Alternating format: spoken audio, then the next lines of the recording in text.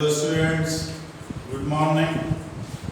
तो ये न्यूमेरिकल्स आप लास्ट दो लेक्चर से सीख रहे हैं एटॉमिक स्ट्रक्चर के, जो कि एनर्जी से एसोसिएटेड है, रेडियस से, हाइड्रोजन स्पेक्ट्रम से, वेवलेंथ, प्लैंक्स कांस्टेंट, फ्रीक्वेंसी, इन सब से कनेक्टेड। तो उसी कोई और आगे सीख रहे हैं। Next question, energy associated with first orbit in hydrogen atom is minus 2.17 into 10 to the power minus 8 joules। आपको हाइड्रोजन एटम में फर्स्ट ऑर्बिट की एनर्जी गिवन है। What is the energy associated with fifth orbit. आपको किसी एक orbit की energy given है और एक आपसे दूसरे ऑर्बिट की एनर्जी पूछ रहा है। जब ऐसा कोई क्वेश्चन हो तो उसके लिए आपको एनर्जी आपने पढ़ा ही है, बराबर होती है -13.6 अपॉन n स्क्वायर।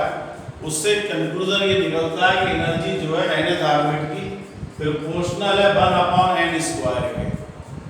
आपको ये फार्मूला यूज करना है इस कंसेप्ट में। जब आपको किसी एक ऑर्बिट की एनर्जी गिवन है, दूसरे की पूछी जाए, आपको कंपैरिजन करना है उस ऑर्बिट का दूसरे ऑर्बिट से, तो आपको ये बात यूज करनी है कि एनर्जी जो है प्रोपोर्शनल है 1 अपॉन n स्क्वायर। तो आपको यहाँ पर एक फर्स्ट ऑर्बिट है, एक फिफ्थ ऑर्बिट है, तो E1 proportional to 1 upon 1 square, n की जगह 1, ये फर्स्ट इक्वेशन हो गई। और E5 proportional to 1 upon 5 square, ये सेकंड इक्वेशन हो गई। और इन दोनों को हमने डिवाइड करा। जब डिवाइड करते हैं तो प्रोपोर्शनल की जगह इक्वल आ जाता है।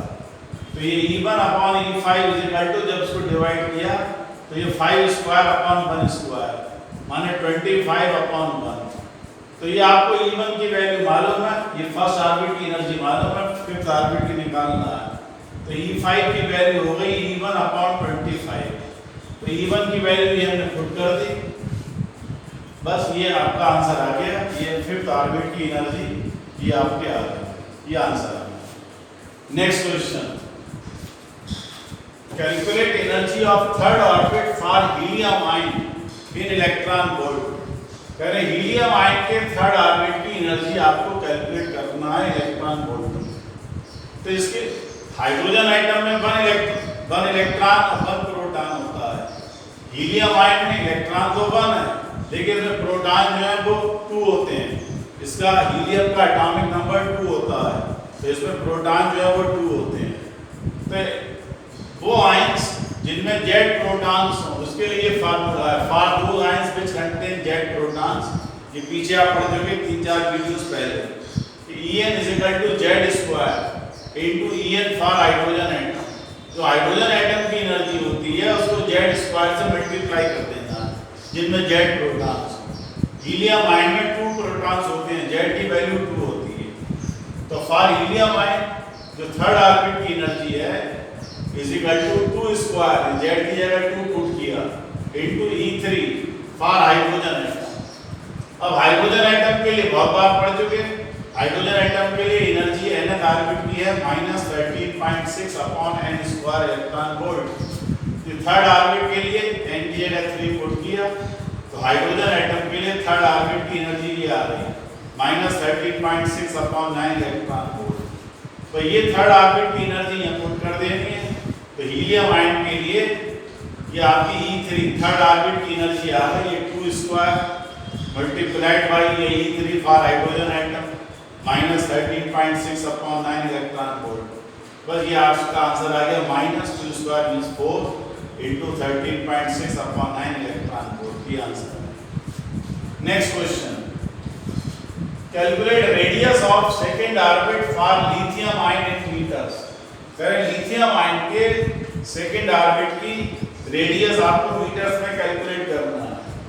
तो जो लिथियम आयन है उसी तरह से जिनमें जेड प्रोटॉन्स हो, ये फार्मूला है कि रेडियस ऑफ nth ऑर्बिट जिनमें जेड प्रोटॉन्स हो 1 upon z multiplied by Rn for hydrogen atom.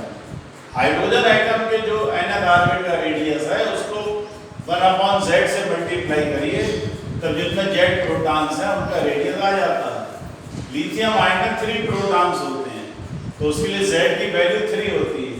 तो फॉर लिथियम आयन जो आपको सेकंड ऑर्बिट का रेडियस पूछ रहा है R2 is equal to 1/3 multiplied by r2 second orbit का हाइड्रोजन का रेडियस।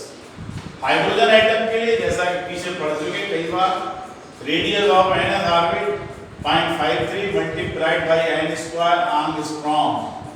आपसे मीटर में पूछा जा रहा है, 1 angstrom 10 to the power -10 metre होता, फिर 10 टू द पावर -10 से मल्टीप्लाई कर दिया, मीटर आ गया। तो ये Rn फॉर हाइड्रोजन एटम है, ये R2 फॉर हाइड्रोजन एटम के लिए n की जगह पुट किया 2, तो ये सेकेंड ऑर्बिट का हाइड्रोजन एटम का रेडियस आ गया मीटर में। तो ये वैल्यू अब यहाँ पर पुट कर देनी है।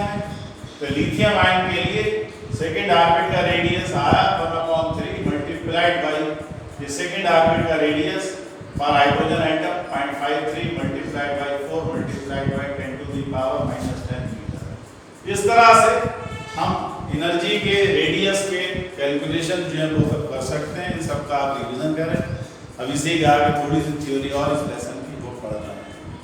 नेक्स्ट, यस स्टूडेंट्स, तो अभी आपने न्यूमेरिकल्स सीखे काफ़ी, और थोड़ी सी थ्योरी और इस लेसन में वो पढ़ना है। ड्यूअल नेचर और dual character of electron. Dual का मतलब होता है डबल, यानी किसी चीज़ में दो कैरेक्टर हो उसको कहते हैं ड्यूअल कैरेक्टर। अब तक आपने ये पढ़ा कि इलेक्ट्रॉन जो है वो एक पार्टिकल है, लेकिन साइंटिस्ट हुए डी ब्रॉगली, इन्होंने ये प्रपोज किया electron has dual character like a particle and as well as like a wave. उन्होंने कहा इलेक्ट्रॉन में पार्टिकल का नेचर तो है ही है, उसमें वेव का कैरेक्टर भी है। इलेक्ट्रॉन जो है वो लाइक ए वेव भी है, यानी वेव नेचर ऑफ इलेक्ट्रॉन। पूछा जाए ऑब्जेक्टिव टाइप क्वेश्चन हो गया कि इलेक्ट्रॉन की वेव नेचर को किसने प्रपोज किया, तो उसका आंसर होगा डी ब्रॉगली ने प्रपोज किया इलेक्ट्रॉन की वेव नेचर को। ये पूछा जाए इलेक्ट्रॉन में ड्यूअल कैरेक्टर है, किसने प्रपोज किया, तो डी ब्रॉगली ने प्रपोज किया कि इलेक्ट्रॉन में ड्यूअल कैरेक्टर है। अब जब वेव है तो वेवलेंथ भी होगी, तो कोई भी पार्टिकल हो इलेक्ट्रॉन टाइप या और भी कोई पार्टिकल जिसमें पार्टिकल कैरेक्टर भी हो, उसकी वेवलेंथ को कैलकुलेट करने के लिए ये फार्मूला दिया डी ब्रॉगली ने, lambda is equal to h upon mv। और इस इक्वेशन को हम डी ब्रॉगली इक्वेशन भी कहते हैं। कहा जाए एक नंबर का क्वेश्चन हो ऑब्जेक्टिव टाइप को फिल इन द ब्लैंक्स हो कि डी ब्रॉगली इक्वेशन बताइए, तो वही आंसर हुआ lambda is equal to h upon mv। जहां लैम्डा क्या है, वेवलेंथ, h जैसा कई बार पढ़ चुके ब्लैंक्स कांस्टेंट है, m जो है मास है इलेक्ट्रॉन में, जिस पार्टिकल की भी वेवलेंथ निकालनी है उसका मास, और ये उसी की वेलोसिटी। ये सारी यूनिट जब भी न्यूमेरिकल करें, लगातार आपको 2 दिन से सिखा रहे हैं, 3 दिन से, सारी यूनिट सेम होनी चाहिए। अब जैसे कि h आप प्लैंक्स कांस्टेंट लगाते हैं जूल सेकंड में, वो MKS की यूनिट है, तो सारी यूनिट MKS की पुट करिए तो आपको लैम्डा जो है वो मीटर में मिल जाएगा। सारी यूनिट आप CGS में लगाएंगे तो लैम्डा सेंटीमीटर में लगेगा। आप कोशिश ये करिए कि सारी यूनिट को, क्योंकि ये h आप याद करते हैं जो वो यूनिट MKS की है जूल्स की, तो सारी यूनिट आप MKS में लगाइए, मास जो है किलोग्राम में लगाइए, वेलोसिटी मीटर पर सेकंड में लगाइए, तो आपको लैम्डा वेवलेंथ मीटर में मिल जाएगा। Next, Heisenberg's uncertainty principle. जो भी हमने फार्मूले एनर्जी के रेडियस के कैलकुलेट किए, वो ये मानकर किए कि हमारे पास ये ऑर्बिट है, न्यूक्लियस है, न्यूक्लियस के बाहर ये इलेक्ट्रॉन ऑर्बिट में घूम रहे हैं, और ये मानकर निकाले गए कि हमें इलेक्ट्रॉन का मास भी मालूम है, उसकी वेलोसिटी भी मालूम है, और ये हमें इस पाथ का रेडियस भी मालूम है। माने मास, वेलोसिटी, रेडियस, माने हर चीज हमको मालूम है, माने हमको पोजीशन भी पता है, और हमको जो है वो उसका मोमेंटम भी पता है। ये मानकर निकाले गए एनर्जी के और रेडियस के फार्मूले। माने हमको दोनों चीजें ठीक ठीक मालूम है, हमें पोजीशन भी ठीक मालूम है और उसका मोमेंटम भी, वेलोसिटी भी ठीक मालूम है इलेक्ट्रॉन की। तो हाइजेनबर्ग ने कहा ये पॉसिबल नहीं है। According to this principle exact determination of both position and momentum of small moving particle like electron at the same time is impossible. उन्होंने कहा एक ही टाइम में हम क्या, हमें पोजीशन भी ठीक मालूम है और मोमेंटम भी ठीक मालूम है, ये दोनों बातें ठीक मालूम है एक ही टाइम में, इन्होंने कहा हाइजेनबर्ग ने ये इम्पॉसिबल है। इन्होंने कहा एक चीज ठीक निकाल सकते हो, जितनी एक चीज ठीक निकालोगे दूसरी उतनी ज्यादा रॉन्ग आएगी। उसके लिए मैथमेटिकली ये फार्मूला दिया uncertainty principle, delta x multiplied by delta p approximately equal to h upon 4 pi. ये डेल्टा x जो है वो अनसर्टेनिटी है, या एरर, अनसर्टेनिटी माने एरर इन पोजीशन, और डेल्टा p जो है वो अनसर्टेनिटी या एरर इन मोमेंटम। मोमेंटम क्या होता है? मोमेंटम होता है मास इनटू वेलोसिटी के। मास तो इलेक्ट्रॉन का फिक्स है वो मालूम है, वेलोसिटी की एरर हो सकती है, तो डेल्टा p की जगह में m इनटू डेल्टा v भी लिख सकते हैं। तो ये अनसर्टेनिटी प्रिंसिपल का मैथमेटिकल फार्मूले हुए। तो डेल्टा अनसर्टेनिटी है एरर इन पोजीशन, और ये डेल्टा p अनसर्टेनिटी या एरर इन मोमेंटम, या डेल्टा v अनसर्टेनिटी और एरर इन वेलोसिटी। तो उन्होंने क्या कहा, इनका प्रोडक्ट कांस्टेंट रहता है, जो नियरली कांस्टेंट है। न्यूमेरिकल करते समय इसे इक्वल कर देंगे, h भाई ये प्लेक्स कांस्टेंट कई बार पढ़ चुके। तो क्या कहा हाइजेनबर्ग ने, इन दोनों का प्रोडक्ट कांस्टेंट रहता है, माने एक चीज जितनी ज्यादा होगी दूसरी चीज उतनी कम होगी।